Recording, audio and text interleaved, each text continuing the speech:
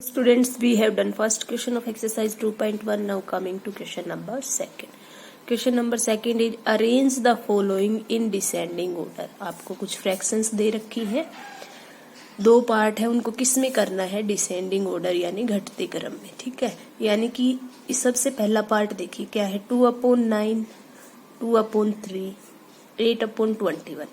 अब इन सभी का डिनोमिनेटर अलग अलग है। फ्रैक्शंस को कंपेयर करने के लिए हमने इंट्रो में भी पढ़ा था कि क्या करना पड़ता है, उनका डिनोमिनेटर सेम करना पड़ता है। वो कैसे करेंगे? इनका एलसीएम लेके। देखिए 9, 3, 21 का एलसीएम ले लेते हैं। कितना आएगा? 3 3 × 9, 3 1 × 3, 3 7 × 21। ठीक है, देन 3 से हो जाएगा 1 1 7, फिर 7 से 1 1 7 1 × 7। तो एलसीएम कितना आ गया? 3 × 3 × 7, यानी 3 3 × 9, 9 7 × 63। यानी कि इन सभी का डिनोमिनेटर क्या बनेगा? 63। तो देखिए इसको हम कैसे लिखेंगे, इनका क्या आ गया एलसीएम? 63। तो देखिए 9 से 63 को डिवाइड किया तो कितना आएगा? 7। 9 से 63 को डिवाइड किया तो 7। ठीक है, 7 से 2 को मल्टीप्लाई करेंगे, क्या हो जाएगा? 14। अब यहाँ पे बीच में क्या लगाएंगे? कोमा। फिर 3 से डिवाइड करेंगे, क्या आएगा? 21। 21 की 2 से मल्टीप्लाई करेंगे, आएगा 42। फिर 21 से डिवाइड करेंगे तो 3 से 8 की मल्टीप्लाई 24। यानी कि इनको हमने इक्विवेलेंट फ्रैक्शंस में कन्वर्ट कर लिया। 2/9 को हम लिख सकते हैं 16/43, क्योंकि ये 2 के रिस्पेक्ट में आया 14। ठीक है, 2/3 को लिख सकते हैं 42/63, क्योंकि ये 42 2 के रिस्पेक्ट में आया है इधर वाले के।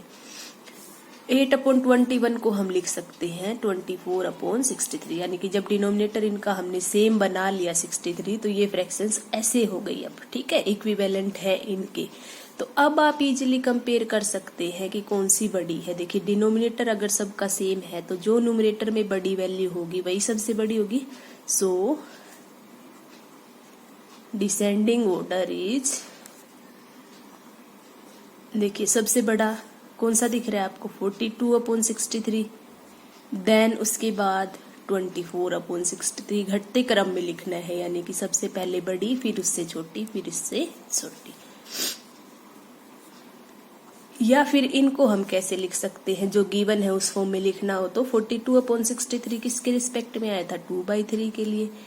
24/63 8/21 के लिए, और 14/63 2/9 के लिए। So this was part first.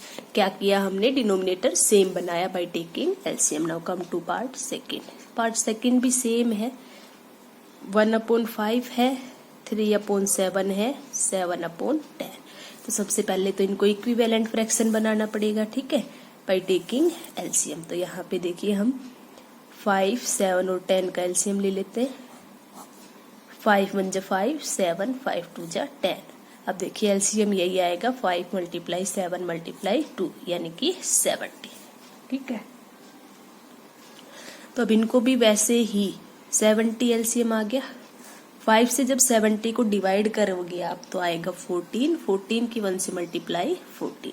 7 से डिवाइड करोगे 10 आएगा। 10 की 3 से मल्टीप्लाई 30। 10 से डिवाइड करोगे 7। 7 की 7 से मल्टीप्लाई 49। यानी कि हम लिख सकते हैं 1/5 को लिख सकते हैं 14/17।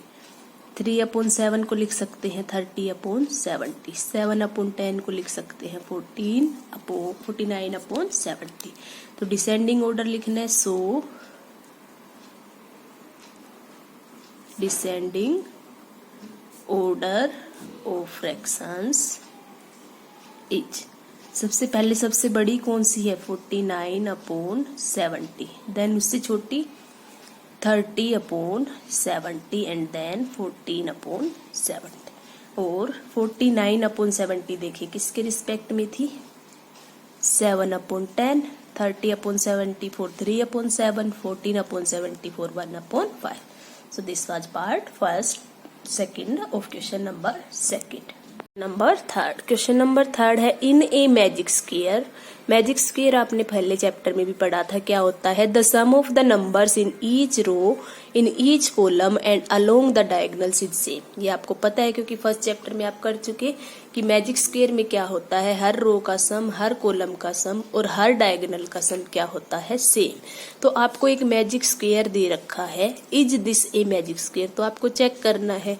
तो देखिए ये क्या है, फर्स्ट रो ऐसे होती है हॉरिजेंटली, ये क्या है सेकंड रो ये वाली, ये क्या है थर्ड रो, ये क्या है first column, C is for column, ये क्या है सेकंड कॉलम और ये क्या है थर्ड कॉलम, और ये क्या है फर्स्ट डायगोनल, ये जो वर्टिकली ऐसे ये डायगोनली है फर्स्ट डायगोनल सॉरी, और ये क्या हो जाएगा सेकंड डायगोनल। ठीक है, अब आपको क्या करना है, हर रो का, हर कॉलम का और हर डायगोनल का सम करके देखना है। अगर सेम आ गया तो ये मैजिक सम है, मैजिक स्क्वेयर है, अगर नहीं आया तो मैजिक स्क्वेयर नहीं है। तो सबसे पहले हम करेंगे सम ऑफ रोज कर लेते हैं। ठीक है, फर्स्ट रो,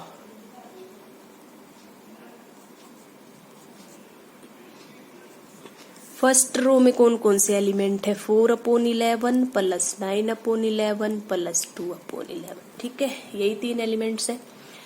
अब देखिए डिनोमिनेटर सभी का सेम है, किसी भी फ्रैक्शंस को ऐड करते हैं डिनोमिनेटर सेम है तो डायरेक्ट न्यूमरेटर को ऐड कर देते हैं हम। 9 4 13, 13 and 2 15, यानी कि इसका सम कितना आ गया 15/11। सेकेंड रो के एलिमेंट्स कौन कौन से हैं, 3/11 प्लस 5/11 प्लस 7/11, इन सभी में डिनोमिनेटर सेम है तो 5 और 3 10, 5 और 3 8 सॉरी 8 and 7 15/11, इसका भी सम कितना आ गया 15/11।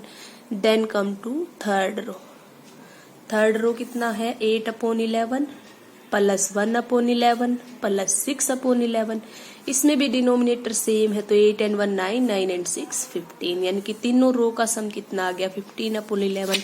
नाउ कम टू किसका चेक करते हैं, कॉलम्स का, सम ऑफ कॉलम्स। फर्स्ट कॉलम, देखिए कॉलम्स कौन से होते हैं, वर्टिकल लाइन। देखिए सबसे पहला एलिमेंट है 4/11, देन 3/11, देन 8/11, 8 and 4 12, 12 and 3 कितने हो गए 15, पहले का आ गया 15/11। Then come to second column है 9/11 प्लस 5/11 प्लस 1/11, 9 and 1 10, 10 and 5 15/11। उसके बाद है थर्ड कॉलम ये वाला है 2/11 प्लस 7/11 प्लस 6/11, जब इसको भी ऐड करोगे तो 6 2 8 7 15/11। अब किसका चेक करते हैं हम, डायगोनल्स का, सम ऑफ डायगोनल्स। यहाँ पे देखिए रो का भी 15/11 आ गया था, हर कॉलम का भी 15/11 आया है। डायगोनल देखिए फर्स्ट डायगोनल ये है 8 5 and 2/11, तो फर्स्ट डायगोनल का हम चेक कर लेते हैं, क्या है पहला एलिमेंट 8/11, दूसरा 5/11, तीसरा 2/11, 8 and 2 10, 10 and 5 15। Second diagonal